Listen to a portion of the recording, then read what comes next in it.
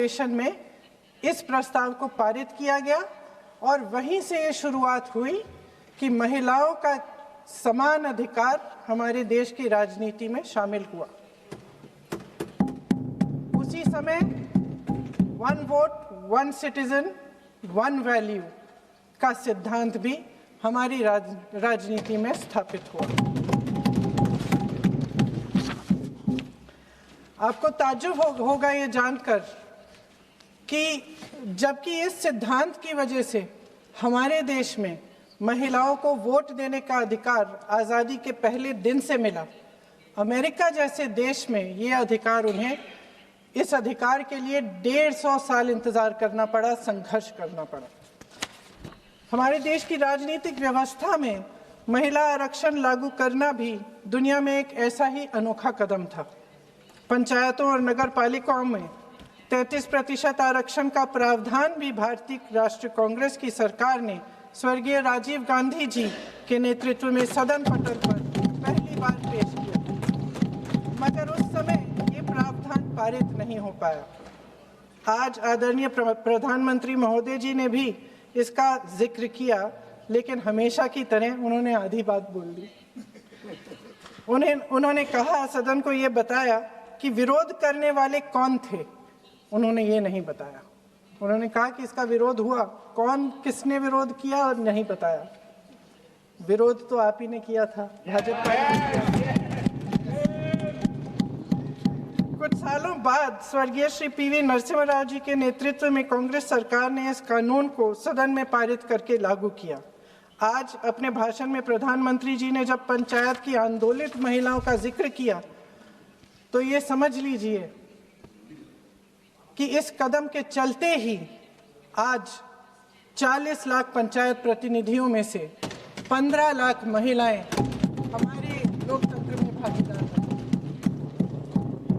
2010 में स्वर्गीय प्रधानमंत्री डॉक्टर मनमोहन सिंह जी और यूपीए की अध्यक्ष श्रीमती सोनिया गांधी जी के नेतृत्व में कांग्रेस पार्टी ने लोकसभा और विधानसभा में महिलाओं को आरक्षण देने का फिर से प्रयास किया। राज्यसभा में इसे पारित भी कराया, लेकिन लोकसभा में आम सहमति नहीं बन पाई।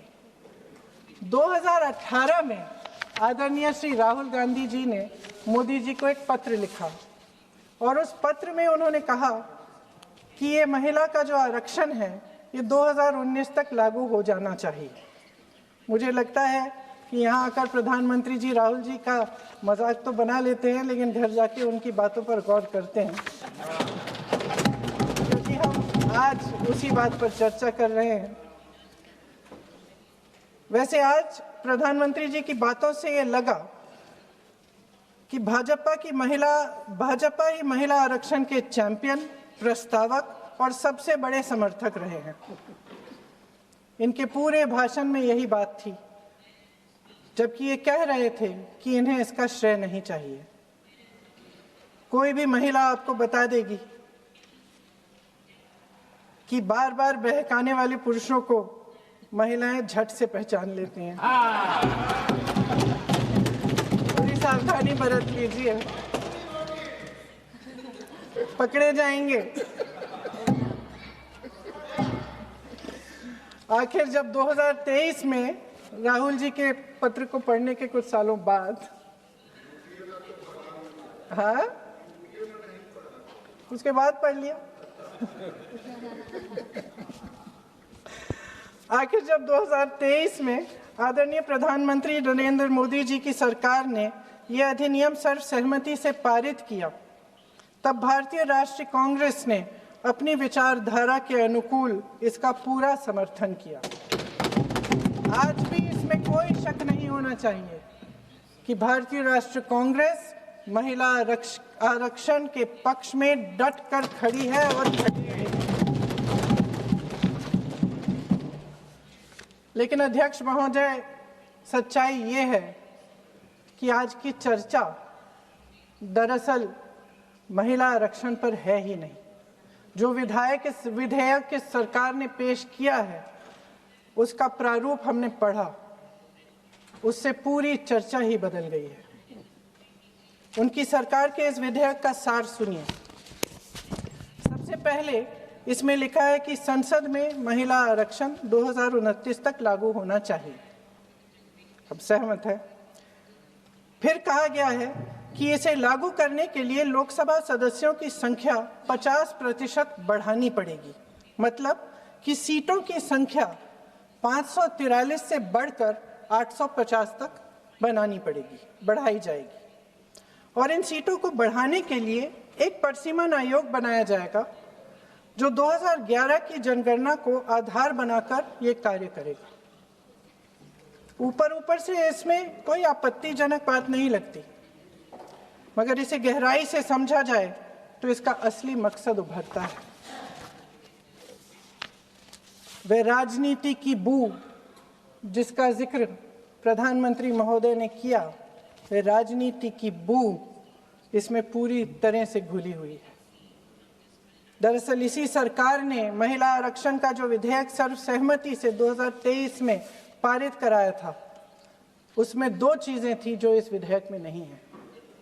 उसमें लिखा था कि इसे लागू करने से पहले नई जनगणना और परिसीमन कराई जाएगी। अब अचानक क्या हो गया?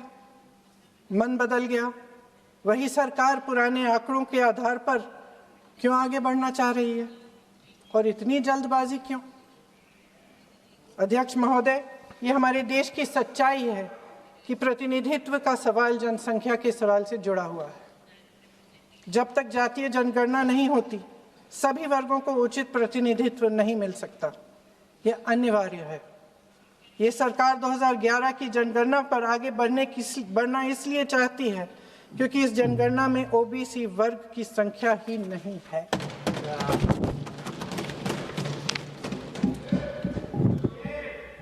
आज प्रधानमंत्री महोदय ने बड़े हल्के में बोल दिया कि इस वर्ग और उस वर्ग के बारे में हम बाद में देख लेंगे। कौन सा इस वर्ग, कौन सा उस वर्ग? ओबीसी वर्ग की बात कर रहे थे कि हम बाद में ही देख लेंगे इसके बारे में। ये हल्के में नहीं लेना चाहिए अध्यक्ष महोदय। एक बहुत बड़ी संख्या है, एक पूरे वर्ग का परिश्रम है, एक पूरे वर्ग का संघर्ष है।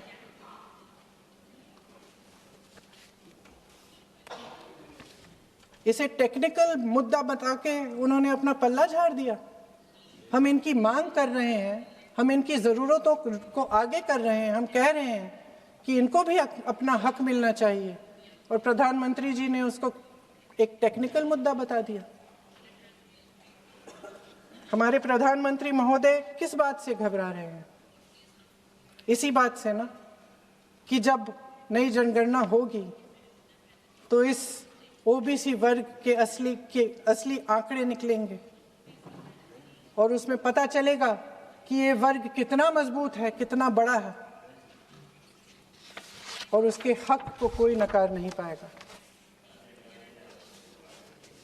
2011 की जनगणना को परिसीमन का आधार बनाकर प्रधानमंत्री जी ओबीसी वर्ग की ये हक छीनना चाहते हैं। उनके साथ एक बहुत बड़ा अन्याय करने जा रहे हैं। अध्यक्ष महोदय, कांग्रेस पार्टी कभी नहीं होने देगी।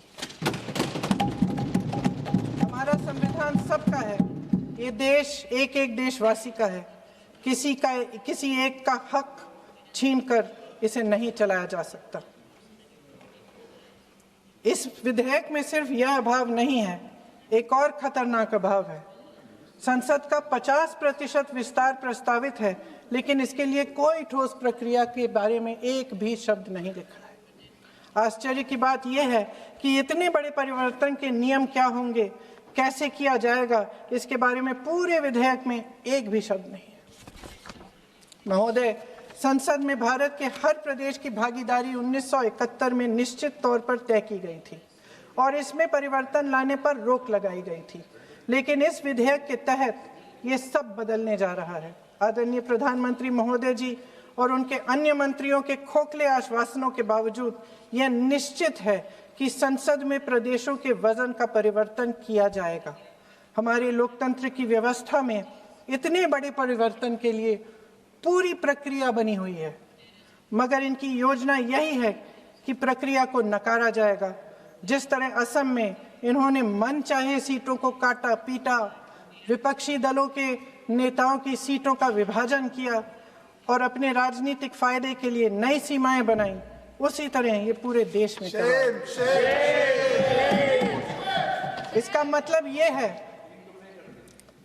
कि परिसीमन आयोग में सरकार द्वारा चुने गए 3 जने इस पूरे देश के प्रदेशों का वजूद, देश के लोकतंत्र में उनकी भागीदारी और उनका महत्व तय करेंगे। लोकतंत्र को खत्म करने की शुरुआत तो इस सरकार ने चुनाव आयोग, न्यायपालिका, मीडिया और अन्य संस्थाओं पर अपना पूरा दबाव डालकर शुरू कर ही लिया था, मगर अब लोकतंत्र पर खुला वार होने जा रहा है। अगर ये विधेयक पारित होता है तो समझ लीजिए कि इस देश में लोकतंत्र खत्म हो जाएगा। अध्यक्ष महोदय, मौजूदा सरकार एक बार फिर इस देश की जनता की आंखों में धूल झोंकने का काम करके देश की अखंडता पर बहुत बड़ा हमला कर रही है। एक तरफ महिला आरक्षण की बड़ी बड़ी बातें, तो दूसरी तरफ गुप्त रूप से ओबीसी वर्ग का हक छीना जा रहा है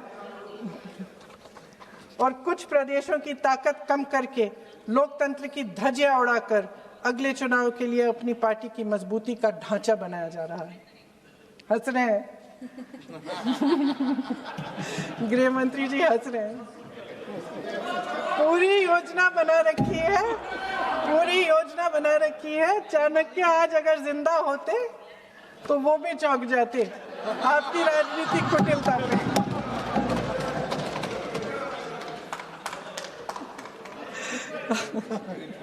इन्होंने पूरी योजना बना रखी है, हंस रहे हैं, सहमत है मेरी बातों से।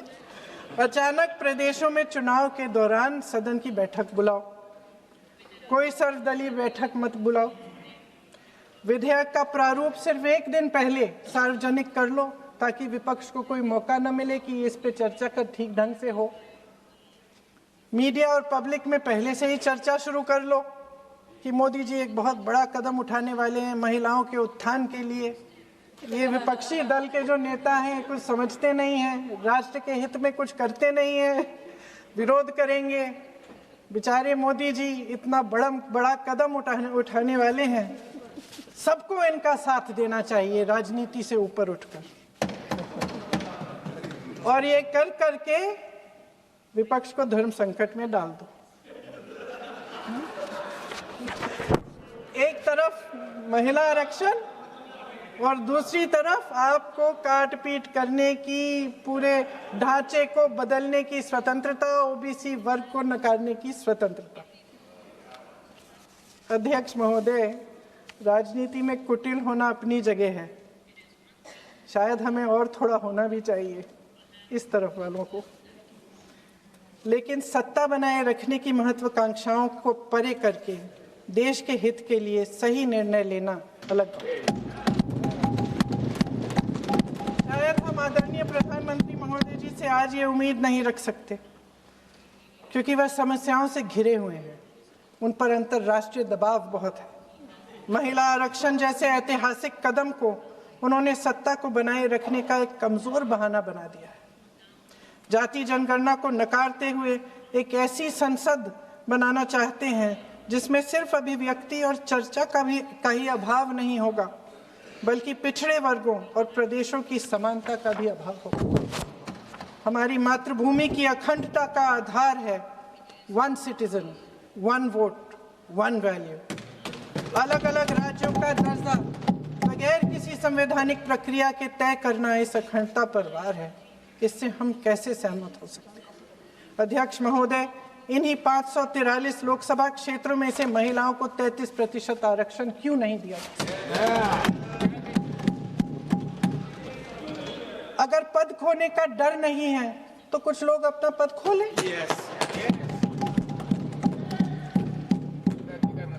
इसी में से SC ST का जो दर्जा है, SC ST में महिलाओं का आरक्षण 33% हो जाए, 1/3 आरक्षण हो जाए, ओबीसी का भी उचित आरक्षण हो जाए, आज पारित हो सकता है। शुभ काम भी हो जाएगा, बेवजह प्रक्रियाहीन परिसीमन से देश का नुकसान भी नहीं होगा और काला टीका भी काम आ जाएगा।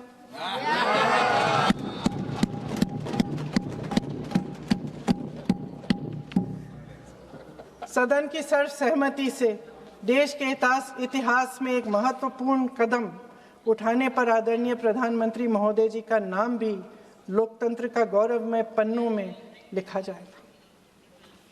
अध्यक्ष महोदय, आज मेरी बहुत सारी बहनें यहाँ बैठी हैं, सदन की चर्चा देख रही हैं। हम चाहे बड़े शहरों में रहती हों या छोटे कस्बों में, गांव में,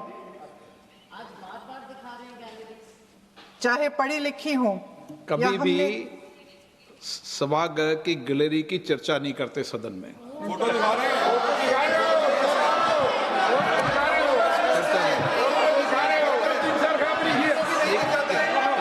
एक मिनट महोदय, मैं थोड़ी अभी भी थोड़ी नई हूँ, मैं समझ जाऊंगी।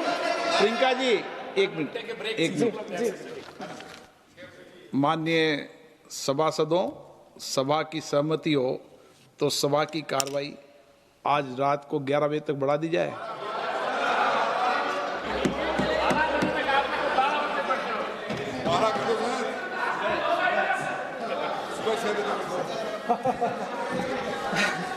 अध्यक्ष महोदय, हम चाहे बड़े शहरों में रहती हों या छोटे कस्बों और गांव में, चाहे पढ़ी लिखी हों या हमने अवसरों की कमी का सामना किया हो, महिलाएं ही अपने समाज का बोझ अपनी दृढ़ता और मजबूत इच्छा शक्ति से अपने कंधों पर उठाती हैं।